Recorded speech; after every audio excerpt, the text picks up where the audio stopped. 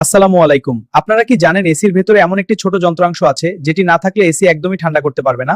আজ আমরা জানবো এক্সপানশন ভালভ কি, এর কাজ কি এবং কেন এটি এত গুরুত্বপূর্ণ। ভিডিওটি স্কিপ না করে সম্পূর্ণ দেখুন, তাহলে আপনার বুঝতে সুবিধা হবে। তাহলে ভিডিওটি শুরু করি।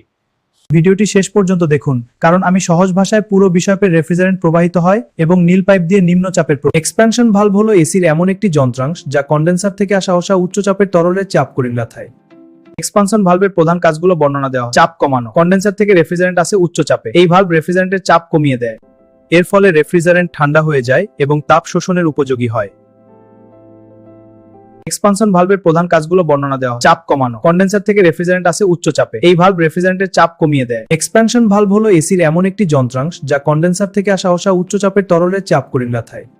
রেফ্রিজারেন্টের প্রবাহ নিয়ন্ত্রণ। ঘরের তাপমাত্রা বেশি হলে বেশি চাপ রেফ্রিজারেন্ট পাঠিয়ে দেয়, আর কম হলে কম রেফ্রিজারেন্ট পাঠায়। এভাবে এটি সিস্টেমকে ব্যালেন্স রাখে।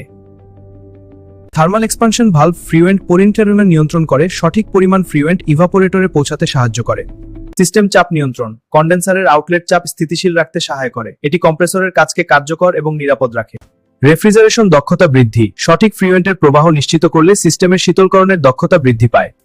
আপনি এখনো ভিডিওতে লাইক দেননি? আপনি কোন বিষয়ে ভিডিও চান কমেন্ট বক্সে জানাবেন।